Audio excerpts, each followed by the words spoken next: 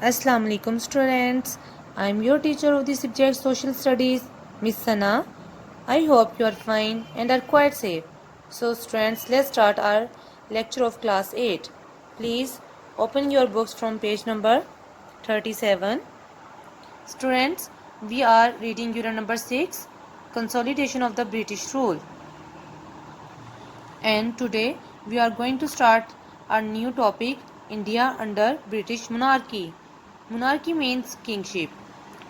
Under this heading we will read کہ India میں British government کے انڈر کون کون سی چینجز آئی تھیں. Let's start our reading.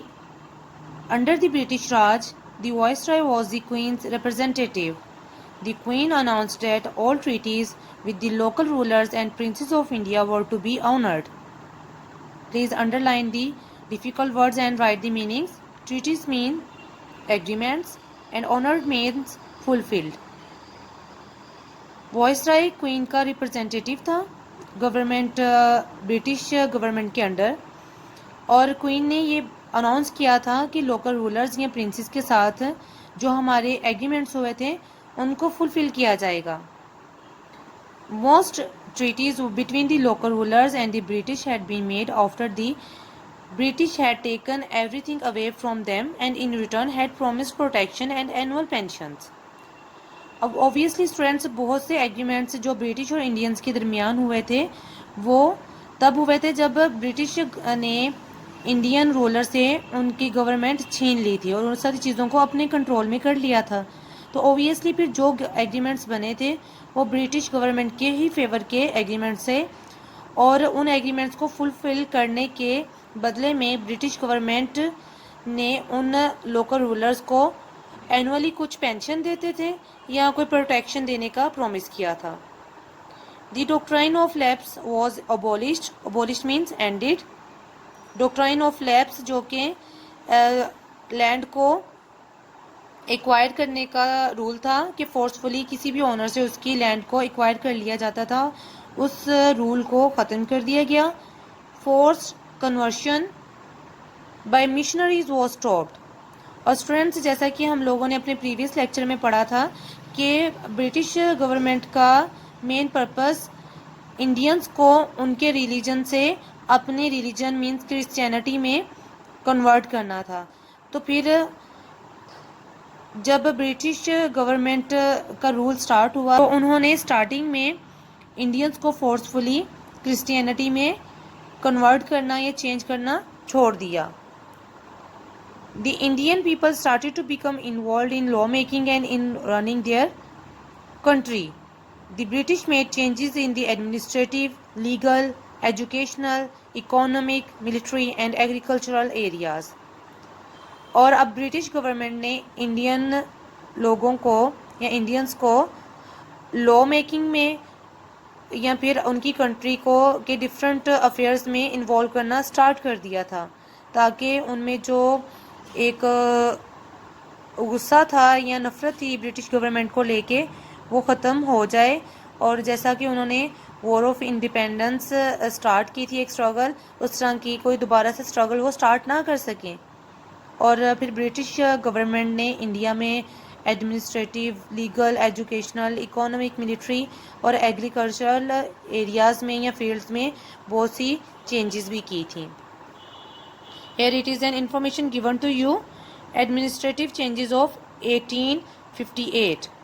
British government نے 1858 میں انڈیا میں کون کون سے ایڈمنسٹریٹو چینجز کی تھیں؟ Under the British Crown, India was divided into 11 provinces. In addition, there were 560 princely states whose Rajas, Maharajas and Nawabs followed the policies of the British Crown. Students, جب سب subcontinent میں British crown یا British government تھا تو India کے 11 provinces میں India کو divide کر دیا گیا تھا، اور ان 11 پروونسز کے علاوہ انڈیا میں 560 پرنسلی اسٹیٹس تھی. پرنسلی اسٹیٹس ان اسٹیٹس کو کہتے ہیں جہاں کے راجاز مہاراجاز یا نواب جو ہیں وہ برٹش گورنمنٹ کے انڈر ہی کام کرتے تھے، ان کی پالیسیز کو ہی فالو کرتے تھے. Now move to next page number 38.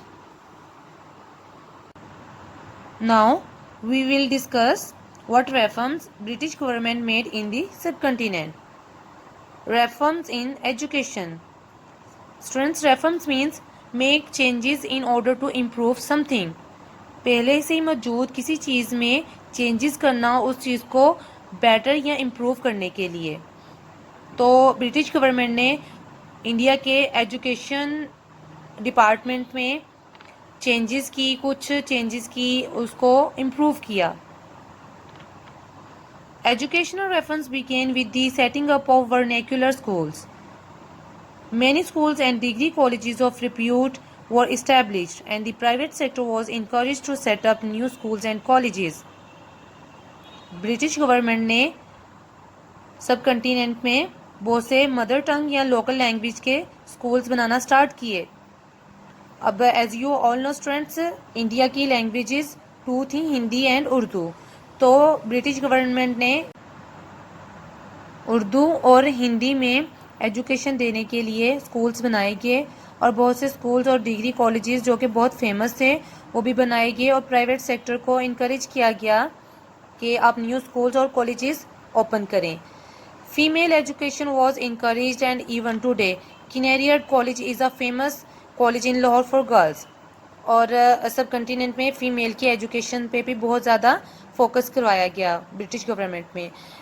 Girls کے لیے ایجوکیشن کو بہت ضروری امپورٹنٹ بنا دیا گیا اور ایون کہ آج بھی لاہور کا کنیریٹ کالج گرلز کا بہت فیمس کالج ہے. Mayo college was established in Ajmer by Lord Mayo. Lawrence college in Murree and Burn Hall school in Abbottabad were also established. اور اجمیر میں لارڈ میو نے میو کالج بنایا اور مری میں لارنس کالج اور ایبٹ آباد کا برن ہال اسکول بھی برٹش گورنمنٹ کے انڈر ہی اسٹیبلش کیے گئے تھے. سندھ مدرسۃ الاسلام established in 1885 in Karachi was the first educational institution to be established in Sindh. Sir Syed Ahmad Khan was appreciated for his efforts in the field of education.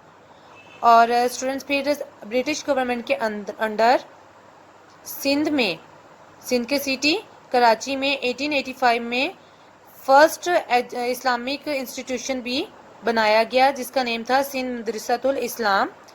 اور اس سلسلے میں ہم سر سید احمد خان کی کوششوں کو بہت اپریشیٹ کرتے ہیں کیونکہ انہوں نے مسلم ایجوکیشن پر بہت امفسائز کیا تھا، بہت زور دیا تھا مسلمانوں کو کہ وہ ایجوکیٹ کریں اپنے آپ کو، کیونکہ سر سید احمد خان نے اس بات کو ریئلائز کر لیا تھا کہ ایجوکیشن کے علاوہ مسلمز اپنی فریڈم کو ایکوائر نہیں کر سکتے.